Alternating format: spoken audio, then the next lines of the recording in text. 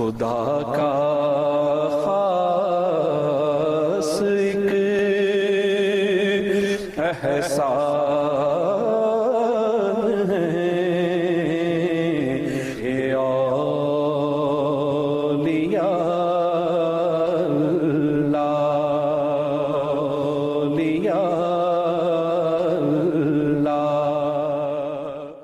الحمدللہ رب العالمین والصلاة والسلام علی اشرف الانبیاء والمرسلین اما بعد۔ ناظرین کرام، پروگرام لے کے حاضر ہوئے ہیں اولیاء نقشبند۔ جی ہاں، اس پروگرام کے اندر ہم مشائخ نقشبند کا تذکرہ کرتے ہیں اور ان سے فیوز و برکات حاصل کرتے ہیں۔ ظاہر ہے یہ اللہ کے اولیاء ہیں، اللہ پاک ان سے محبت کرتا ہے، اور محبوب کا محبوب جو ہوتا ہے وہ بھی محبوب ہوتا ہے۔ جب یہ اللہ پاک کے محبوب ہیں کہ جو ان سے محبت کرتا ہے تو وہ اللہ پاک سے بھی محبت کرتا ہے، اللہ اس کو اپنا محبوب بنا لیتا ہے۔ تو ناظرین کرام، اس سلسلے کے اندر ہم اللہ پاک کے اولیاء نقشبند کا ہم تذکرہ کرتے ہیں۔ آج جن بزرگ ہستی کا ہم تذکرہ کریں گے ان کو حضرت علاء الدین عطار رحمۃ اللہ تعالیٰ علیہ کے نام سے یاد کیا جاتا ہے۔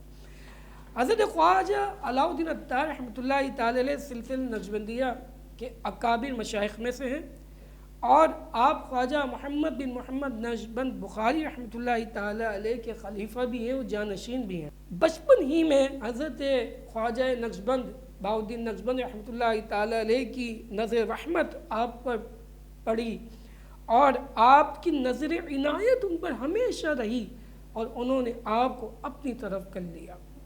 یہی وجہ ہے کہ ان کے نقش قدم پر چلتے ہوئے آپ سنت کی پیروی کی، شریعت مطہرہ کی پیروی کی، اور اس کا خصوصی اہتمام بھی کیا کرتے تھے، اور یہی وجہ ہے کہ نامور علماء میں بھی نامور علماء نے آپ کی طرف رجوع کیا۔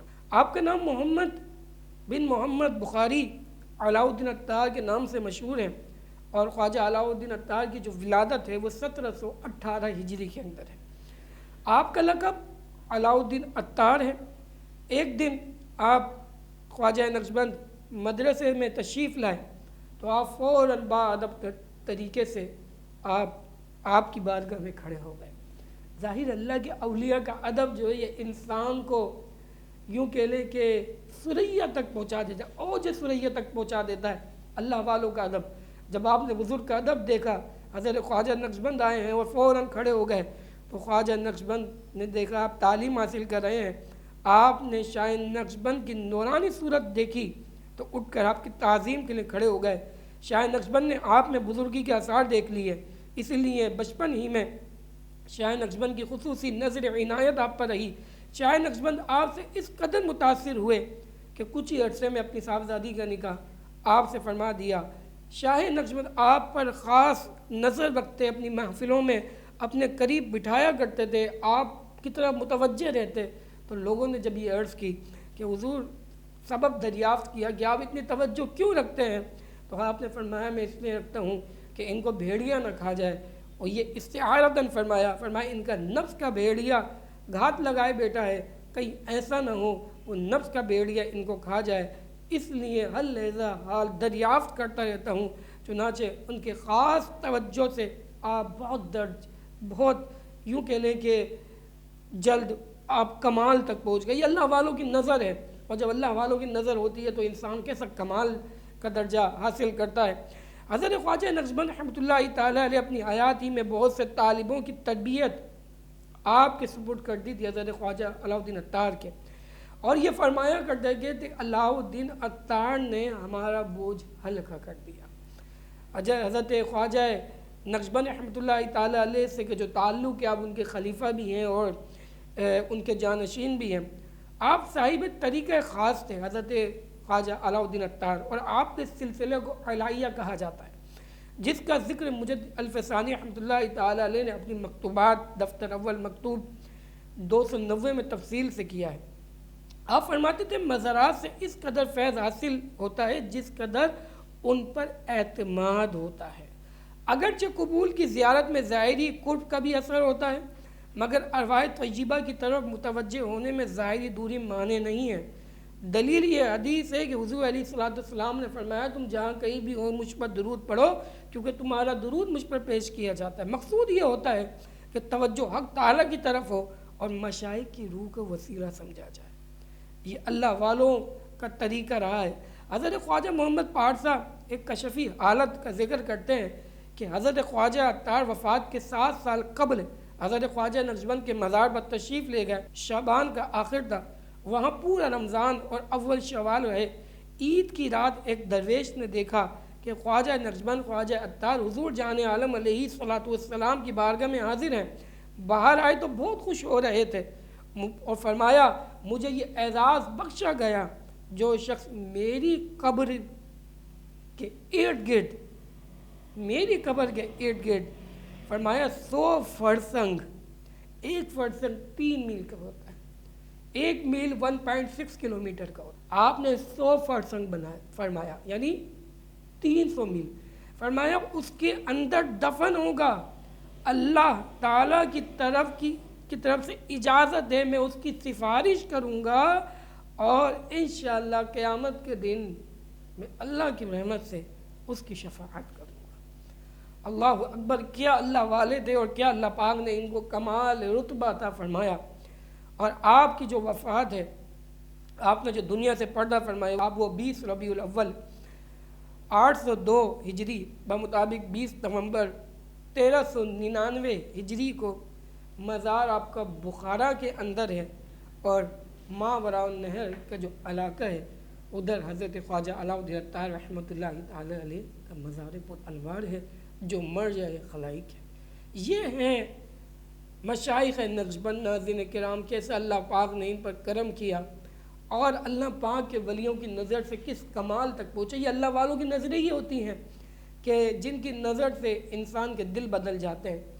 اللہ پاک ان اللہ ولیوں کے، ان اللہ والوں کے فیضان ہم سب کو نصیب کرے۔ آج جس دوسرے بزرگ ہستی کا ہم تذکرہ کریں گے ان کو حضرت خواجہ یعقوب بن عثمان چرخی رحمۃ اللہ تعالیٰ علیہ کے نام سے یاد کیا جاتا ہے۔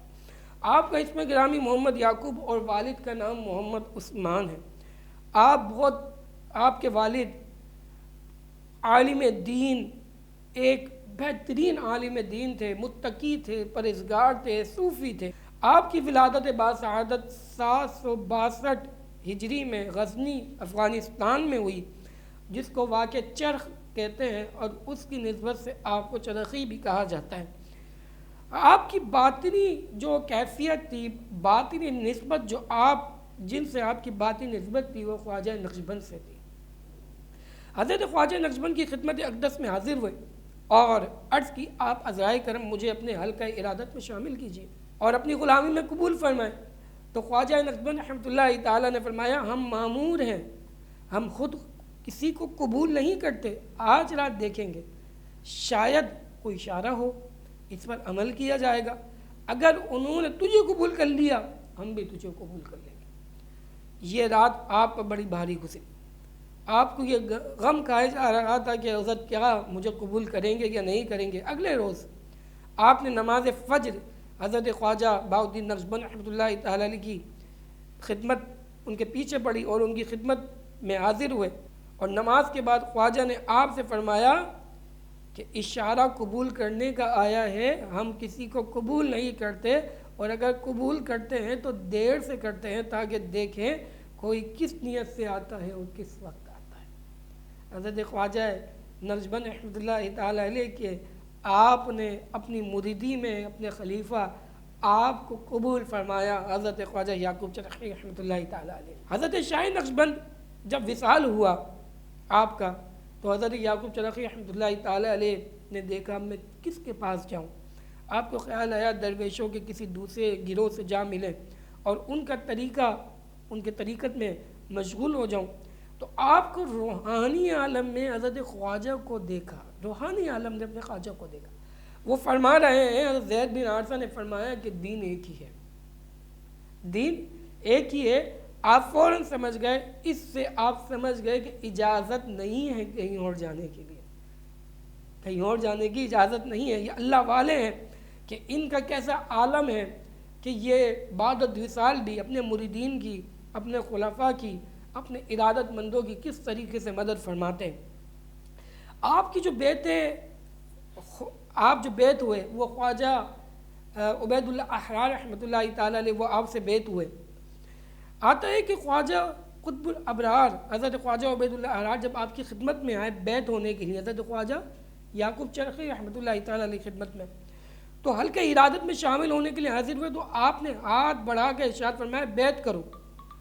چونکہ آپ کی پیشانی مبارک پر سفید ایک برڈز کا نشان تھا جو طبیعت میں کراہت جو ہے وہ اس کی وجہ بنی، اس لیے آپ کی طبیعت مبارک اس کی طرف ہاتھ بڑھانے کی طرف مائل نہ ہوئی حضرت یعقوب چرخی کی، حضرت عبید اللہ احرار کی کہ حضرت یعقوب چرخی رحمۃ اللہ تعالیٰ کے ہاتھ بڑھائیں.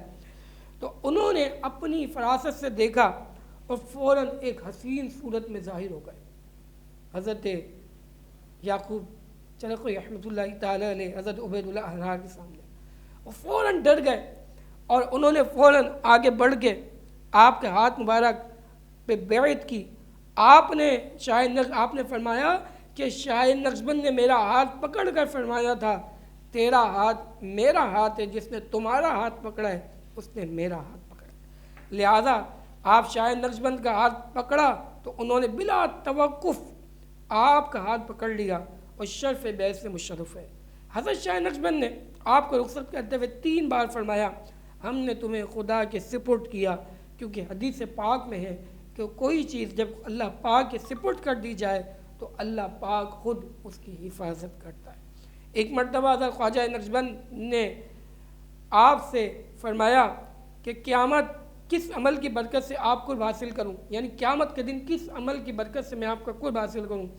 آپ نے فرمایا شریعت پر عمل کرنے کی وجہ سے، اگر تم شریعت پہ عمل کرو گے تو میرا قرب حاصل کرو گے. آپ فرمایا کرتے تھے اگرچہ آپ شاہ نقشبند نے صاحب مجاز تھے، مگر آپ کی جو تکمیل سلوک وہ جانشین شاہ نقشبند خواجہ علاء الدین عطار رحمۃ اللہ تعالیٰ علیہ نے حضرت یعقوب چرخی کی تربیت فرمائی. آپ کی کئی تصنیف ہیں جس میں تفسیر ہے یعقوب چرخی ہے، اور اس میں شرح رباعی، شرح ابو سعید ابو الخیر اور رسالہ ابدالیہ، رسالہ شرح اسماء الحسنہ، اور اس کے علاوہ آپ نے جو ترجمہ قرآن کیا تھا بزبان تاجک وہ آپ کی تصنیف ہے. تفسیر چرخی کی بات کی جائے تو اس میں تحفظ، تسمیہ، فاتحہ اور آخری 2 پاروں کی تفسیر ہے. اور اس کے علاوہ ہم رسالہ نائیہ کی بات کریں تو مصطفی مولانا روم کا دیباچے کی یہ شرح ہے. اور حضرت شرح رباعی ابو سعید ابو الخیر کی بات کریں تو مرکز تحقیقات فارسی ایران پاکستان اسلام آباد میں کلمی نسخہ اس کا موجود ہے. اور اگر ہم بات کریں اسماء الحسنہ کی تو اللہ پاک کے جتنے بھی نام ہے فارسی شرح ہے. اور اس کے علاوہ قرآن پاک کا تاجک زبان میں آپ نے ترجمہ کیا. حضرت خواجہ چرخی کا یہ منفرد کارنامہ ہے کہ آپ نے تاجک زبان میں پہلی مرتبہ قرآن پاک کا ترجمہ کیا ہے. اور مختصر یہ کہ حضرت یعقوب چرخی رحمۃ اللہ تعالیٰ علیہ متبحر عالم اور واصل باللہ شیخ تھے، اور ایسے بزرگ اسلام کی حقانیت کی دلیل ہوتے ہیں، اور انہی کا فیض ہمیشہ جاری رہتا ہے. سلسلہ نقشبند پر آپ کی عظمت ہر دور میں آشکارا ہے، اور ہر صاحب علم اور معرفت آپ کی ذات سے فیض حاصل کرتا رہتا ہے. یہ وہ اللہ کے ولی ہیں، ناظرین کرام، اللہ پاک کے ولی ہیں کہ جن کی بارگاہ میں جو آ گیا وہ خالی ہاتھ نہیں جاتا. لیکن شرط یہ ہے کہ وہ جب اللہ والوں کی بارگاہ میں آئے تو ادب کے دامن کو ہاتھ میں لے کے آئے، کیونکہ یاد رکھیں کہ اللہ والوں کی نظر دل پہ ہوتی ہے اور دل کو سنبھال کے آنا چاہیے. اللہ والوں کا ادب آپ فرمایا کرتے تھے، فرماتے ہیں کہ رزق حلال سالک کے لیے بنیاد ہے. سالک جب حرام میں مبتلا ہو جاتا ہے تو یاد رکھو راہ راست سے منحرف ہو جاتا ہے. رزق حلال کہ رزق حلال کیا رزق ہے؟ رزق حلال وہ رزق ہے کہ جس کے جسم کے اندر اگر حرام کا لقمہ چلے جاتا ہے تو اس کی دعائیں قبول نہیں ہوتی ہیں. تو انسان کو اگر چاہیے کہ اس کی دعائیں قبول ہوں تو میرا آقا دو جہاں علیہ السلام کے اس فرمان کو یاد کر لے جو حضرت سعد بن ابی وقاص رضی اللہ تعالیٰ عنہ سرکار جان عالم علیہ السلام کی بارگاہ میں حاضر ہوئے. عرض کی یا رسول اللہ مجھے میرے لیے دعا کیجیے مستجاب الدعوات ہو جاؤں. تو حدیث کا خلاصہ یہ ہے، میرا آقا نے فرمایا کہ اپنا رزق حلال کر لو، اپنا رزق حلال کر لو، کہ جس شخص کا رزق حلال ہو جاتا ہے اس کی دعائیں قبول ہوتی ہیں. کس طرح آپ کا ملفوظات؟ آپ نے فرمایا کہ سالک کے لیے رزق حلال وہ لازمی ہے. اگر وہ رزق حلال سے منحرف ہوگا یعنی حرام کی طرف آئے گا تو وہ رائے راست سے ہٹ جائے گا۔ یہ ایک لفظ کی جو لائن اللہ والوں کی طرف سے ان کے لبہائے مبارک سے ان کے منہ سے جو نکلی ہے کمال کا درجہ رکھتی ہے، اور ظاہر ہے یہ شریعت کے پابند ہوتے ہیں، شریعت پہ عمل کرتے ہیں، اور خود سرکار علیہ السلام نے رزق حلال کھانے کا اور کھلانے کا اپنے گھر والوں کو حکم دیا۔ اور آپ کی اگر وصال کی بات کریں تو آپ کا وصال 5 صفر 851 ماوراء النہر تاجکستان میں آپ کا وصال ہوا۔ اللہ پاک کی بارگاہ میں دعا ہے اللہ پاک آپ کے مزار پرانوار بکر رحمتوں کا نزول فرمائے۔ ناظرین کرام، جن بزرگ ہستی کا ہم تذکرہ کرتے ہیں ان کا سلسلہ نسب آپ دیکھ رہے ہیں، یہ کس طرح بزرگوں سے کڑی سے کڑی ایک زنجیر آپ جس کو کہہ لیں کہ اللہ والوں کی نظر دل پہ پڑی، انہوں نے دل کی حالت بدل دی۔ وہ صدیق اکبر سے جو سلسلہ چل رہا ہے، حضرت سلمان فارسی سے چل رہا ہے، حضرت خواجہ نقشبند سے جو چل رہا ہے، مجدد الف ثانی سے جو چل رہا ہے، جی ہاں یہ سلسلہ آج بھی جاری ہے۔ اور آج آپ کو یہ سلسلے کا جو فیض آپ کو مل رہا ہے، جی ہاں نیریاں شریف کی ہم بات کریں تو آج آزاد کشمیر نیریاں شریف حضرت خواجہ غلام محی الدین غزنوی رحمۃ اللہ تعالیٰ علیہ کی صورت میں آپ کو یہ نظر آئے گا۔ نیریاں شریف کے اندر آپ مزارات پہ حاضری دیا کریں، بزرگوں کے مزارات پہ حاضری دیا کریں، ان سے فیض حاصل کیا کریں۔ اور ناظرین کرام یاد رکھیے گا یہ اللہ کے ولی ہیں، یہ جب دل پر نظر ڈالتے ہیں تو انسان کے دل کی کیفیت بدل جاتی ہے۔ ان سے دعا کا عرض بھی کیا کریں، ان کے پاس حاضری بھی دیا کریں، اور جب ان کے پاس جایا کریں تو دلوں کو تھام کے، دلوں کو سنبھال کے جایا کریں۔ کیوں؟ کیونکہ یہ اللہ کے محبوب ہیں، اللہ ان سے محبت کرتا ہے، یہ اللہ سے محبت کرتے ہیں۔ اور آپ جانتے ہیں کہ جس سے محبت کی جائے محبوب کا، محبوب جو ہوتا ہے وہ بھی محبوب ہوتا ہے۔ اللہ پاک کی بارگاہ میں دعا اللہ پاک ان اللہ کے ولیوں کا فیضان ہمیں نصیب کرے، اور ان اللہ کے ولیوں کے صدقے ہم سب کی بے حساب بخشش و مغفرت فرمائے۔ السلام علیکم ورحمۃ اللہ وبرکاتہ۔ خدا کا خاص ایک احساس